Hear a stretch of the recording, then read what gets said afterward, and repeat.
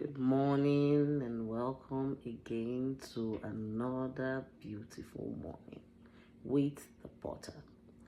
I'm so excited. We'll be rounding off today on the series and the topic we started some weeks back, making the most of the season. Praise the Lord. And today we'll be looking at the book of Luke 24 from, let's start today from 15. This is all about the post-resurrection of Jesus Christ. And after the death of Christ, the Bible talked about how the disciples were somehow a bit sad. They were depressed. They were confused, disappointed at some point. Like, one would think after spending 3 years with Christ, by now they should have known his vision and his goals. He wasn't, and neither did he come to this earth to physically take over the government of the nation. Though Prophet Isaiah said, "Unto us a child is born and a son is given, and the government shall be upon his shoulder." Yes, spiritually, not in the physical. But they were thinking, oh, he's now gone. What are we now going to do? They forgot all about his saying, all about his teachings, how he spoke in parables, and at the same time interpreting everything he had told them. Praise the Lord. But here they were after the death of Christ, and they were just talking to themselves. And the post-resurrection of Jesus will further buttress the point that Jesus was a father to the core, and he still is. After his death, after the resurrection, one would think he would just ascend into heaven, and that is it.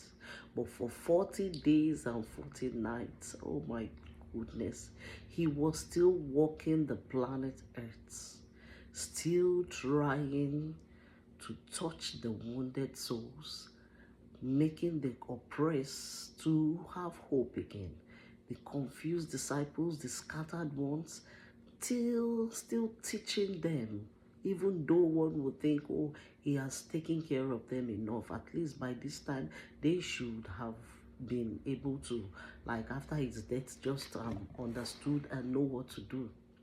But Jesus knew there was still a gap. So this 40 days post-resurrection is a season I am so excited about, because we are living it also. One will be saying, after all, this happened 2,000 years ago. Yes, 2,000 years ago. And even if you were born 2,000 years ago, every year you still celebrate your birthday. Even if you got married 2,000 years ago, every year you still celebrate your wedding anniversary. So the season is still a season filled with potency of power. God's power is so undeniably present, physical. He said after 40 days, he was here, unequivocal presence. He followed through. He showed them. He gave them every reason for them not to doubt him again. He came to comfort them, because at some point they were all feeling they were scammed. We left all our businesses, we left things we were supposed to do. We were following this Jesus, and now he's gone. What's going to happen? They forgot all about all the things he had taught them. Praise the Lord. Let's look at Luke 24 from verse 15. And as it came to pass that while they were communed together and reasoned, Jesus himself drew near and went with them, but their eyes were holden that they should not know him. And he said unto them, What manner of communications are these that ye have one to another, as ye walk and are sad? He was concerned. Why are you depressed? Why are you sad? You're supposed to be celebrating. I died. I rose up again. I have defeated death. I have conquered the biggest enemy, your biggest fear. Why are you sad? Why are you confused? Praise the Lord.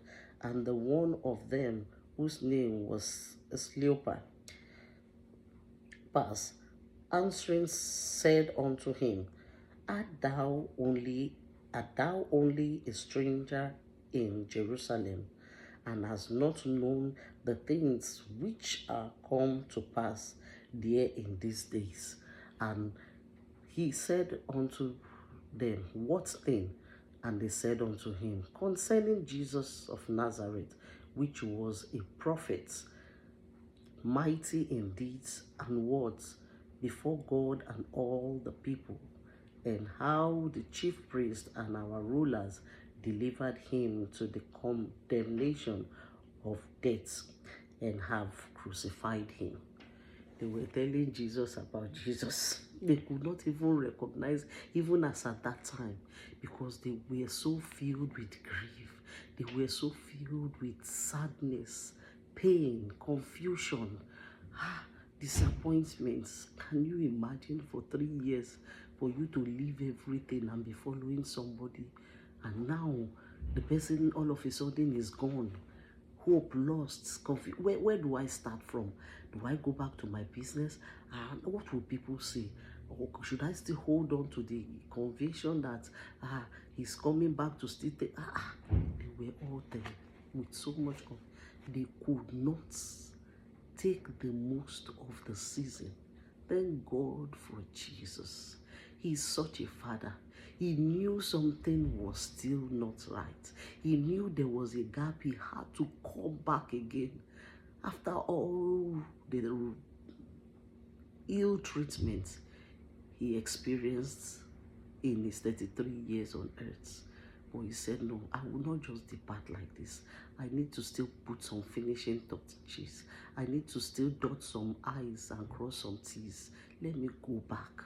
And for 40 years, he was going to show himself to them with infallible proof, undeniable proof that everything I told you, in case you have not believed me, now you should believe me.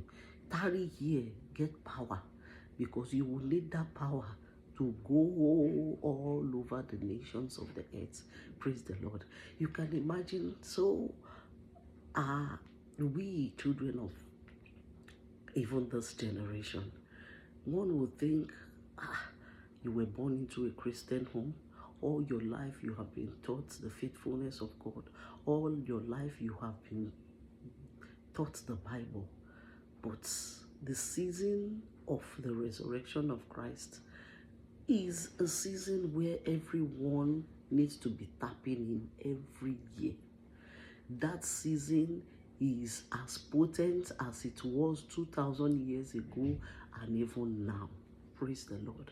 But because of cares and worries, cares and concerns here and there, before you come from your 9 to 5 job, before you do your overtime, you are coming, you are tired, the season is moving. They were moving, they did not even know that there is power all along. Jesus is here. Praise the Lord. Here they were face to face with divinity, face to face with Jesus. Another chance. They could have given Jesus anything. They could have asked him. They could have gotten a blank check. But they were characterized with so much cares, so much pain, concern, that the passing of Jesus was almost over. Thank God he broke the bread. Not until then, when he sat with them to eat bread, and he blessed it and he gave to them, that their mind returned and he vanished before their faces. They were now asking, was our spirit not born in us while he yet was speaking to us on the way? They could not recognize, they could not see it. That is how a lot of us are today. We are so carried away with our concerns, with our fears, with our doubts, with our worries, that seasons will just be passing by. Jesus had to weep for Jerusalem. He said Jesus wept because they could not, his people, the very people he came for, could not even understand the season and time. They could not understand the time of visitation. And it was so hard in his spirit. It grieved him so much, and we are still doing it till date. This is a season of open heaven, the atmosphere for miracles. Praise the Lord. What is that care? What is that worry? What is that thing that seems to be so difficult, taking your attention away from the season where you ought to lay everything bare before the feet of Jesus? Jesus has invested a lot in you.